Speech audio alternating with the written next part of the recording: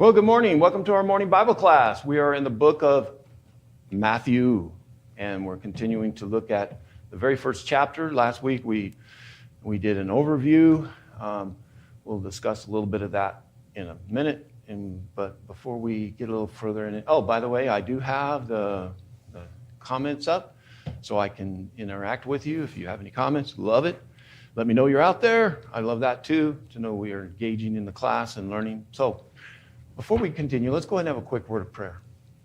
Our most blessed Father, thank you for this moment that we can come together and study your word. We pray that we'll be able to put aside the things that have been busy in our minds as we prepare for this day of worship. We hope, Father, that as we listen to the words that we read and the message, that we can understand it and grow in our faith. We are excited to be able to have this freedom to study your word, and we are so blessed to be able to have a Father who has communicated to us in such an effective way. We pray that you'll be with us this day as we continue to worship you and glorify you, and we ask all this in Christ's name, amen. So when we looked at the book last week, I had this fancy little chalkboard, BibleOverview.com is where I got this from. Pretty busy looking, but if you just kind of some overview real quick, and then we're going to get into looking more specifically at the genealogy this morning. But if we look at the book in the order that it's set in, Matthew is a perfect book to transition coming from the Old Testament to the New Testament. The Old Testament is all about God and his people and fulfilling a promise. And, you know, there's all this prophecy, law, the Psalms and everything that are all speaking about the idea of this promised Messiah, this anointed one, this king, you know, the Prince of Peace, all of that, everything about it, that massive part of the book. And all the Jews knew this. They understood this. They may not have understood it the same, but they absolutely were hanging on that one main thought of the prophecy, and that is a Messiah, an anointed, is coming. And he is going to deliver us and all those beautiful things it talked about. So what better book than to take a book like Matthew and put him in a position to where he can bridge that transition and going from the talking of the promises and then come into a book that's going to bridge it by starting with the genealogy. So Matthew is a tax collector. None of the tax collectors were very honest. Most of them, the way they made their money was to, in a sense, embezzle or to some form of way of corruption. The people that Matthew hung out with, if you think about, all of those guys were corrupt as well. He must have been very intellectual, and that's reflective in the literary work that he has here. Good morning, Aline. And we see the way that his work is structured, and we'll talk about that. But you know, the other thing is to be successful. And the way that he was called, Jesus just walked up to his tax booth and said, "Follow me." And that really strikes me as something about Matthew that I think deep down, like many people that may be caught up in sinful things that are going on in their lives, was able to do this. So Matthew, his aim is really to present Jesus as the fulfillment of the Old Testament. That's the big point. That's why it's so critical to have this as a part of the very first book. To harmonize all those teachings that Jesus has with the Old Testament. Not a conflict, not to usurp, not to abolish, but he wants to harmonize it. So present him as a fulfillment of the Old Testament, harmonize his teachings of the Old Testament with what he teaches, and then elevate his teachings, that they're greater than Moses, that his message is greater and everything else, and that he is king of the Jews and the Gentiles. Now, this is a part, even when I've taught it in the past, that I kind of have minimized, or no, I don't even know that I even mentioned it sometimes, but one of the messages in this tapestry that he's bringing out is the idea of salvation for the Gentiles, which is in the Old Testament, which was in the law and the prophets. They just didn't necessarily want to hear it, but it was there. So that's the thing. So present him as a fulfillment of the Old Testament, harmonize the teachings between old and what he teaches, elevate his teachings higher, and then, of course, he wants to show that he's king of both Jews and Gentiles. When he starts out that prologue, what's so important about it is the fact that he is going to show that he is son of David, son of Abraham, and he's God with us. And that it is that total. In the genealogy and the introduction, he is going to bring all that together. And it seems like, well, it's just a list of names. but it's a part of that. So he's like David and he's like Moses, but he's greater. One brought the kingdom of the Canaan of Israel, the physical kingdom, but this King David side of Jesus is going to bring in this spiritual fulfillment of this kingdom. Their book in the middle section is really 5 books.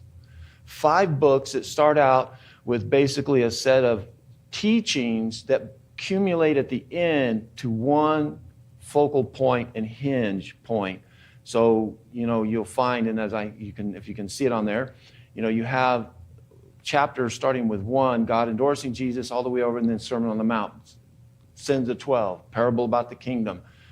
Those are basically 5 books. And it's interesting that he's going to start out the very second word, at least in our English translation, it says the book of the genealogy of Jesus. So he is also seeing this as that. And ultimately, then the climax, of course, in the book is going to be about the resurrection, the conflict, and ultimately him instructing them, giving them that great commission about going to Jews and Gentiles. Ties back in with really this genealogy and showing that. His interaction with Gentiles as well is peppered throughout the gospel. So it's supporting that idea that this is not just a limited salvation or limited kingdom, which the prophets as well tried to show. So let's read the book of genealogy. Now, I know that this is probably not the most favorite reading to people, and I think it's interesting. I doubt anybody has one of their favorite verses is Matthew 1:4. Actually, any of these verses, because it's just a list of names, and many times it's a stopper for us when we're doing our daily readings, even because we just struggle with understanding the names. And then if we don't really know the Old Testament, they're not as meaningful. Now, and I debated on this, but I want us to read this to get kind of the overall flow of it and how that it is. It has a rhythm to it, and then we'll break it down and look at it. And even these names to me, I had to read it this morning again to make sure that I had it. And I know that there's some of them we'll never pronounce them the same. So don't worry about those as much. But listen, there's some names in here that when they're read, you're going to go, oh, yeah, you're going to remember. And I want you to pick up on that because the way that he introduces the genealogy has a very uniqueness that we're going to discuss. So as we read it, check it out and try to get a feel for the rhythm and kind of pick up on some of these historical things that he's saying. So let's start with verse 1. The book of the genealogy of Jesus Christ, the son of David, the son of Abraham. Abraham was the father of Isaac, and Isaac the father of Jacob, and Jacob the father of Judah and his brothers, and Judah the father of Perez, and Zerah, and Tamar, and Perez the father of Hezron, and Hezron the father of Ram, and Ram the father of Amminadab, Amminadab the father of Nahshon, and Nahshon the father of Salom, and Salom the father of Boaz by Rahab, and Boaz the father of Obed by Ruth, and Obed the father of Jesse, and Jesse the father of David the king. And David was the father of Solomon by the wife of Uriah, and Solomon was the father of Rehoboam, and Rehoboam the father of Abijah, and Abijah the father of Asaph, and Asaph the father of Josaphat, and Josaphat the father of Joram, and Joram the father of Uzziah, Uzziah the father of Jotham, Jotham the father of Ahaz, Ahaz the father of Hezekiah, and Hezekiah the father of Manasseh, Manasseh the father of Amos, and Amos the father of Josiah, and Josiah the father of Jehoiachin, and his brothers at the time of the deportation to Babylon. And after the deportation to Babylon, Jeconiah was the father of Shealtiel, Shealtiel the father of Zerubbabel, Zerubbabel the father of Abiud, and Abiud the father of Eliakim, Eliakim the father of Azor, Azor the father of Zadok, and Zadok the father of Achim, Achim the father of Eliud, and Eliud, the father of Eleazar, and Eleazar, the father of Mathan, Mathan, the father of Jacob, and Jacob, the father of Joseph, the husband of Mary, of whom Jesus was born, who is called the Christ. So, these are all the generations from Abraham to David were 14 generations. And from David to deportation to Babylon, 14 generations. And from deportation, Babylon to Christ, 14 generations. So, what did you get out of that? You probably did. You probably picked up on some names that quickly you understood. I mean, Isaac, David. You picked up on Judah, probably, and Boaz, and some of those that are important, part of his lineage. If you take an overall survey, and if you just, some of those names as you pick up, and you remember some of the stories about them and the way that's presented, there's one thing that just kind of an overtone to me, is there's this idea of there's some really bad stories associated with some of these names. I mean, when you look at some of them, you know, it's like, man, you should have cleaned up that tree before you tried to list out the genealogy. Or why did you remind us? Because there's certain things that he does. It's almost like he's like poking. It's like remember that? Oh, kind of like you remember? And so these names are very, very important because there's a part of this that he's bringing out the character of Christ. One, we see Judah. I'm like, Judah, really? I mean, I've always wondered kind of in the bottom of my heart why it wasn't Joseph instead of Judah who became a part of the lineage of Christ. But it's Judah. Judah, remember, Judah left his family for a period of time in Genesis, in that story with Joseph, when Joseph goes off into captivity. There's that terrible chapter where Judah seems to have abandoned that. His sons get killed, and then he fails to uphold his obligation for his daughter-in-law. She tricks him into sleeping with him. He sleeps with his daughter-in-law, and then he wants to have her executed as a prostitute. And they come to find out he's the guy, and then it's through her that you find that that's the genealogy of Christ. Why not Joseph? I don't know. I don't know. But so that's what I'm saying about the genealogy. When you read the genealogy, you start kind of subconsciously, if you know about the Old Testament, you're going, oh, wow. There's just something that's reminding you of all those crazy uncles you have in your family or family people that you've grown up around, and you're going, ooh, that person, this person.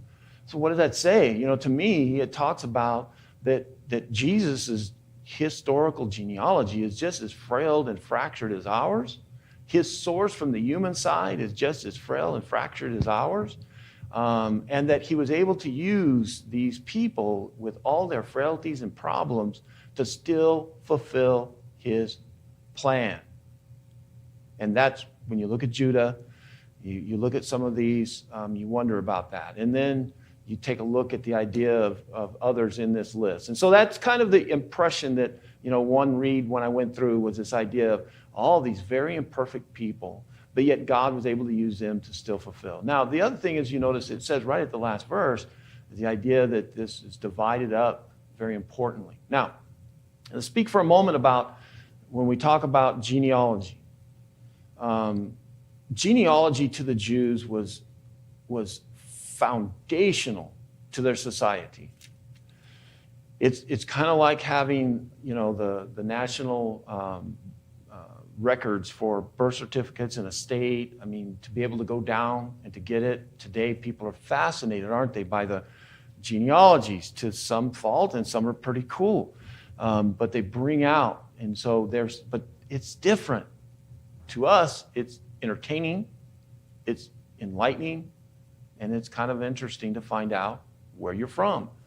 Now we're doing the DNA genealogy, basically, aren't we? Where we go in and we get the DNA and we can find our genealogy.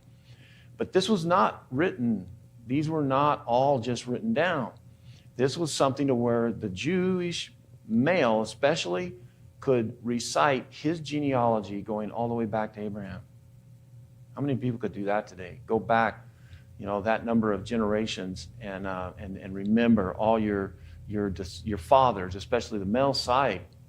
And because it was a part of the land promise and the inheritance that they received when they came into Canaan, as it was divided up by the tribes and then the tribes within the families, and a part of the passing on generation to generation was on genealogy. And that became kind of compounded, or one of the problems they ran into that Moses had to address was this idea of women marrying into another tribe and the complexity of eventually one tribe could almost end up taking all the land away and shifting it over to another tribe through the wives if all these husbands died from another tribe. And so he had to manage that. And we see the importance of it, that how it was so important when it comes to that as well. Mainly the land promise.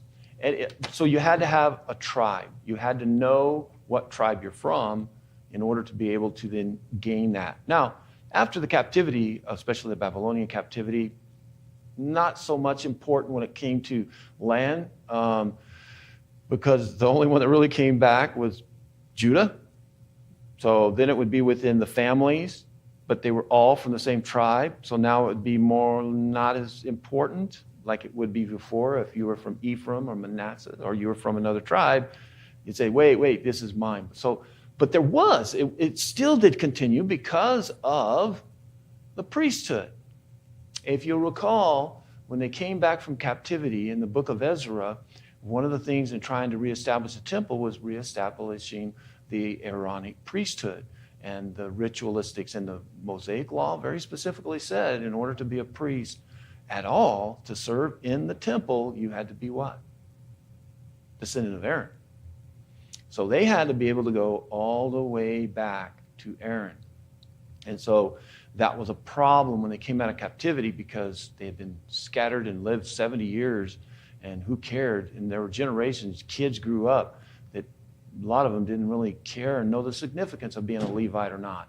And when they came back, as he was going through there were people who were coming up and saying, hey, I'm a Levite, and if you couldn't prove it, they put you out, so you couldn't serve. So it was still something very important when it came to the idea of the priesthood. So genealogy was also linked to the idea of the promise. And so that's an important part, was they understood, besides the worldly importance of genealogy, they knew the spiritual side was a covenant with Abraham in which they were going to receive the land, but also they were going to receive this king. And then more specifically, it broke down from Abraham specifically down to then David, when God promised David that he would have one that would rule. So now we know. So now if you're introducing to a Jew who understands the importance of it, you got to start there before we start talking about the man. We got to talk about where he comes from and the credibility of that. So in this alone, he has established the fact that he's credible because they knew he had to come from Judah. So that is right away established. Now, in the way that they set this up, the way Matthew set this up, you'll notice, and he even said, there's 14, 14, 14, 3 groupings of 14. Numbers were important to God. God uses those very importantly. So he gives us 3 sets of 14. 14, I don't know what that number per se is. I'm not that familiar, but we can see right away there's 3 sets of 14. That is a godly number. We also know that 7 plus 7 is 14. So now we have 3 sets of 6 groupings. 6 groupings of 7. Now think about that. So we have 6 groupings of 7 generations, each one. So now we start to look at the usage of these numbers. What does 7 and 6 represent? If we looked at those numbers together. Most of us, you'll think of the creation, and that's correct. God created the world in 6 days, and he rested on the seventh. So now, when we start to look at this, we start to see, okay, he's given 3 sets, dividing them up neatly. Now, that also was the way that the Jews memorized their genealogy. That was the format in which they would do it. And it makes sense. We do things that way too. We set things up in a way that we can remember it. And you notice, like, he's got it from the beginning of Abraham to the kings. And then from the kings to deportation. From deportation to Christ. And so that helps you kind of be able to bracket and put them together. But it's within each grouping, there's 2 sevens. 2 sets of generations of 7. Now, so that means that the grouping, you have 6 groupings of those 7, which that means really now they are going to be the generation which he's speaking to. They're in that last grouping. They're the ones that are in there. So it just, as he lays this out, the current generation is going to be that 6th grouping. And what happens on the 7th day? Rest. So in a sense, he's showing that we're at the end of this generation and that it's fixing to be a fulfillment of it as well. So to us, we don't grasp the importance of that, but to the Hebrew and the scholars, they were going to see this as they read this Gospel of Matthew. The other thing that he does that is very important is the way that he groups and he calls out mothers. When we go back, we start, like I talked about already, about Judah and Tamar. And the way that he brings that up is important. The way that is listed and showing. Now, Tamar, it looks like she is the one that is bad. But then Judah, there's no goodness in what he did either, per se. We know that he kind of redeemed himself. He really did when it came to the reconciliation with Joseph in Egypt. There is a part of Judah that Judah is good, but there's just these events that we see. But, there's a purpose in the way that he's bringing it up in this rule. Tamar is a Gentile. If we jump down then and we look at Boaz and we see Rahab. Rahab's a Gentile. Rahab is the one who helped Joshua conquer Jericho. So that's another one. Then we see Ruth. Ruth is a Moabitess. Now, who are the Moabites? The Moabites are a nation resulting in an incestuous relationship between Lot and his daughter. And later we see, if we go back into the Old Testament, we'll read where God said that they were forbidden to enter into the assembly of the Israelites for 10 generations. There's something about the Moabites. But yet here we see a Moabitess as well in there. When we go to the Kings, we look at Solomon. You notice that when he talks about David, he says Uriah's wife. That's Bathsheba. Why didn't he list Bathsheba?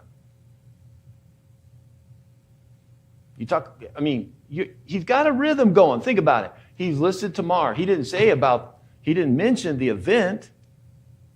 He didn't mention anybody else. He just mentioned the moms. He didn't talk about, Ruth being a Moabitess or something about her history. All of a sudden here we have Uriah's wife. Uriah. He didn't say what profession Rahab was either. No.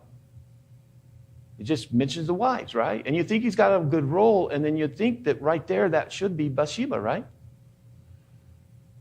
This is when you hear Uriah, automatically you're going, that's the guy that he murdered. That's the guy that was so innocent, so pure, so dedicated to David that he would not violate, any trust. That he was so loyal to David, and David, because of his own self-lust and desires and, covering up his own sin, that he murdered him. Now, again, if you're somebody who is reading this, and let's just say you're a proper Hebrew scholar and you're reading through this, you'd get a little bit of a hiccup and you'd go, oh, okay, well, we'll get, in other words, if one of the Pharisees and scribes were reading this, they would enjoy it to death until you mention Tamar. And they'd have to kind of go, okay. And then they'd read along and all of a sudden they'd go, Rahab, okay. And then they'd get on, Ruth, okay. And keep reading, and all of a sudden Uriah's wife, oh, man, why do you bring that up? I think they're trying to show, God is showing that from all walks of life, you can still, even within your family, if they're bad or good, then all families can be saved if they make that decision to follow Christ for salvation. And so it takes it outside the realm of a very specific race of people.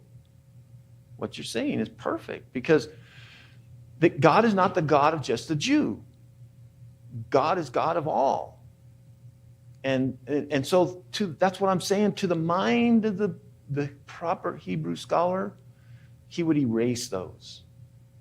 And he would keep it a nice, clean, flowing, And so with some people in their family, they might not even mention that bad child. Yeah. Yeah, even... I had 4 children. 3 of them have degrees, and they're well-renowned in their field. And someone may say, well, I thought you had 4. Well, I want to talk about the 3. Yeah, exactly. We do that. I think we do that naturally. When you're talking to your friends or somebody will ask, and you'll talk about them. And if you've got one child that's in rebellion or a problem, you tend to minimize what is going on with them right then because you don't want to bring that up. That reflects on you, doesn't it? And this would reflect on the Jew. So that's another thing. So there's 2 parts to this. One, he's showing that these are people that were, 1, not Jewish. 2, they got some questionable history. Also, then, he's defiling David's reputation and bringing up the problem with Uriah. But he's honoring Uriah. You see that? That's something I thought, when I started looking at it from the other side, but good for you, Lord. Uriah needs to be held up because he was so loyal and dedicated to loving David and serving David. And what did David do to him? So that's why I love him saying the way he does. So it makes it that. Now, when we look at the name, what's interesting is look at the name Asa. That, depending on what translation you have, now in my translation, the ESV, Asa is the way that it's listed. That's the king's name, Asa. But for some reason, Matthew calls him Asaph. Asaph was a psalmist. Now, and that's why if you'll look in your Bible, you'll see a footnote or some note in there that will cross those names basically between Asa and Asaph. And it's interesting to play on it because he seems to be doing something besides just listing the name that they would know as Hebrew. He's kind of playing on that and inferring that name as well can mean Asaph, the psalmist. That seems insignificant, no big deal, as far as what you would think. Now, that is the Psalms. Remember, one of the things his goal is trying to do is to show that Jesus is the fulfillment of the Psalms and the law and the prophets. Now look what he's done. He's accomplished now by taking Asa and he's showing the genealogy, but now he's showing a connection to the Psalms. Then Ammon is the name he should have used, but he uses Amos. Now, Amos, we're studying it Sunday afternoon. I hope most people would understand, be a little familiar with that prophet because we've been studying it and teaching on it. He's a prophet. So now look what he's done. He has now tying the genealogy, bringing in the idea of Gentiles that are a part of it. He's bringing in the Psalms are a part of it. What's he doing with all of this genealogy is showing the character of Christ, that he is going to launch from there and build up from the foundation that he is the one the law and the prophets were talking about. His teachings are in exact alignment with them, and all of these things are going to be something very important. So now he's taken the Psalms and the law. In this as well, he has taken the Torah and brought that in because of Abraham and Isaac and going through here. He is taking all of it, in a sense, through the genealogy and supporting the fact of who Jesus was and his credibility of his who he came from, his descendants. So then I think that's just, I don't know. There's just so many things that we see with the way that he has wrote this out. Now, the last thing, you notice that one of the things that we find that there are two names that are listed in the Old Testament on this genealogy that are referred to kind of a royalty and dealing with royalty. One is Judah. Very clearly, when Jacob was on his deathbed, he blessed him and he said, the scepter will always be with you. And it was an indication that it was going to come through there, that seed line. But then there's another one, Joseph. Joseph as well was one who ended up being royalty, and he ruled. And also later on, Moses writes about Joseph as being a prince or royalty in a sense. So those two names, think about those. What are the last two names before Jesus? We have Jacob and Joseph. And then we see Jacob as, when we see that name there, the royalty coming in at the end. And because Jacob being the father of both Judah and Joseph. But then Jacob and Joseph, his grandfather was Jacob and then Joseph. Joseph was also considered the dreamer. This Joseph, his father, Jesus' father, is going to have 3 dreams from an angel. So another kind of an interesting. Notice at 3 as well. He has a dream of the birth or this conflict. He's going to have dream to get out of there because of Herod's going to kill the babies. And then he has a dream to come out of Egypt. He has 3 dreams. So there's kind of this constantly, things that are what we call subconscious, that if you're the Hebrew, it would really set the stage for the continuation of this. We're going to go ahead and stop there, and then next week we're going to get into the birth of Jesus, and we're going to see right away as well when he starts to talk and he starts to build this at the very beginning, continuing this idea of the Gentile recognition as well. So hope you can be here at 9:45 for worship, and this afternoon, Amos at 4 p.m. This midweek service will be at 6. We hope that you can be with us and join us, if not here, online. So God bless. We'll see you soon.